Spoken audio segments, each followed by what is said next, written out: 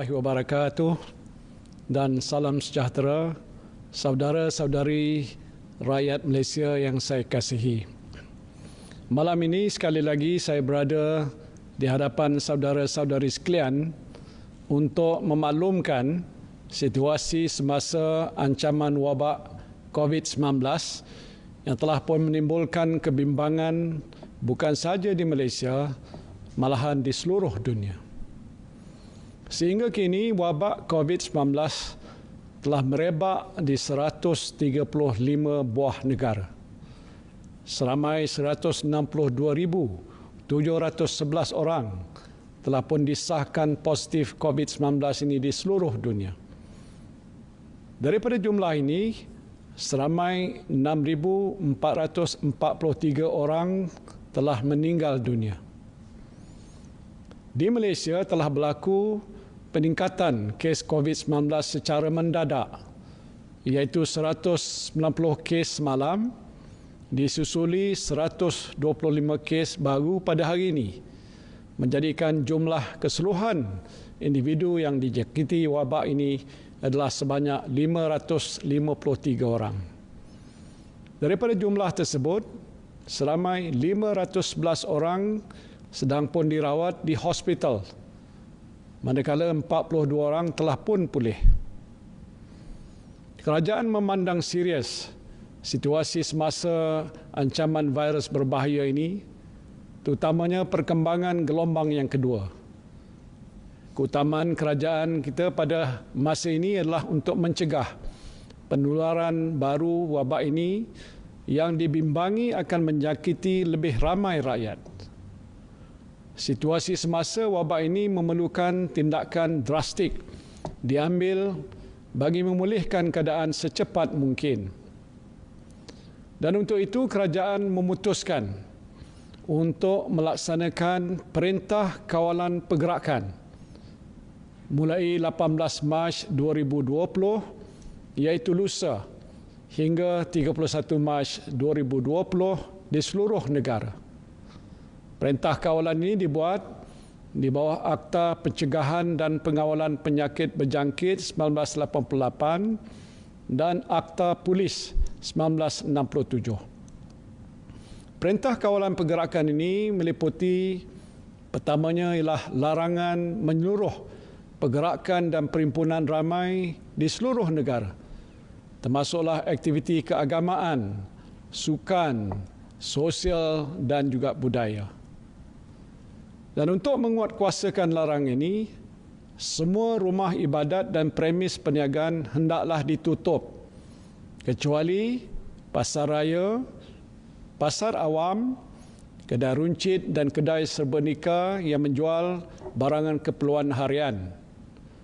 Khusus untuk umat Islam, penangguhan semua aktiviti keagamaan di masjid dan surau, termasuklah solat Jumaat, adalah selaras dengan keputusan Mesyuarat Jawatankuasa Muzakarah Khas yang telah pun bersidang pada 15 Mac 2020. Keduanya ialah sekatan menyeluruh semua perjalanan rakyat Malaysia ke luar negara.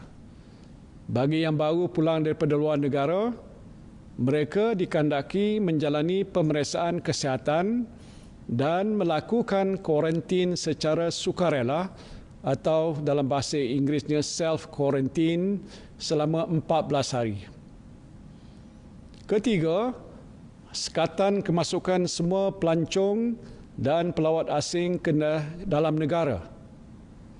Keempat ialah penutupan semua taska, sekolah kerajaan dan swasta, termasuklah sekolah harian, sekolah berasrama penuh, sekolah antarabangsa, pusat tahfiz dan lain-lain institusi pendidikan rendah, menengah dan pra-universiti.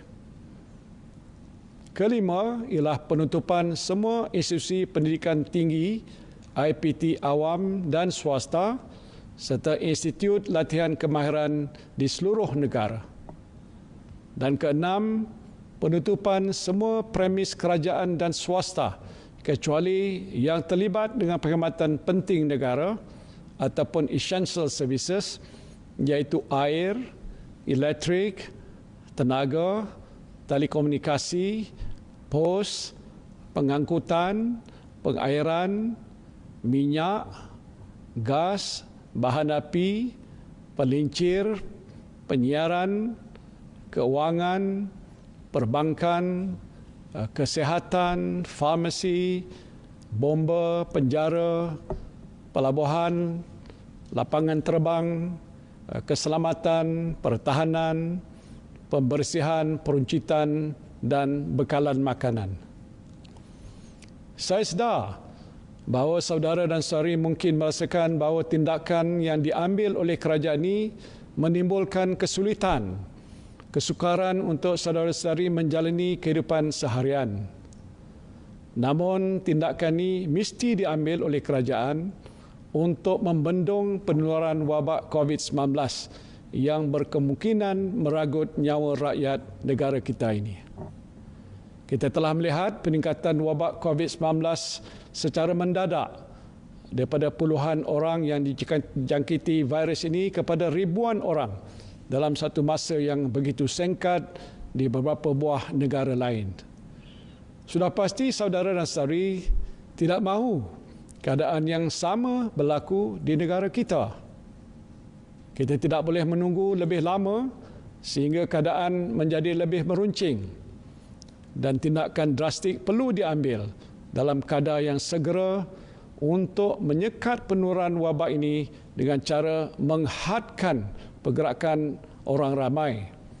Dan inilah satu-satunya cara untuk kita mengelakkan lebih ramai rakyat negara ini dijangkiti wabak yang boleh meragut nyawa.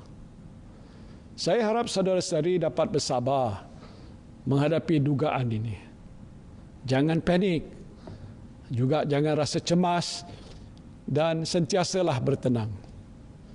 Saya percaya dengan langkah-langkah sekatan pergerakan yang dilaksanakan oleh kerajaan ini, kita mampu menyekat penularan wabak ini dalam masa yang terdekat.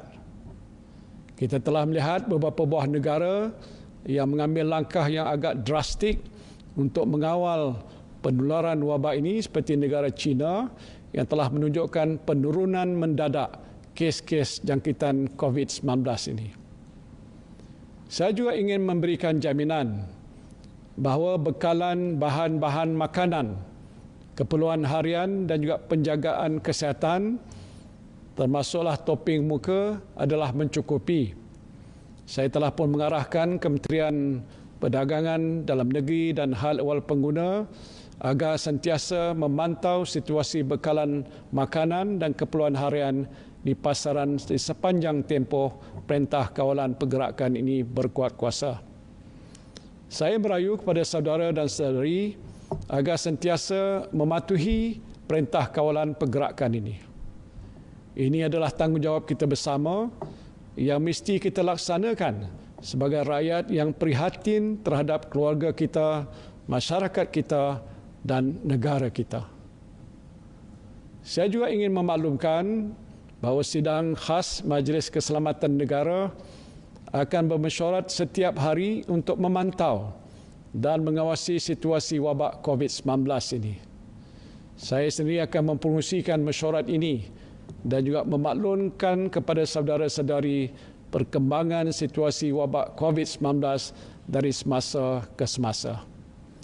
Jika saudara dan saudari mempunyai sebarang pertanyaan berhubung dengan Perintah Kawalan Pergerakan, saudara-saudari boleh menghubungi Pusat Pengurusan Operasi Negara di talian hotline.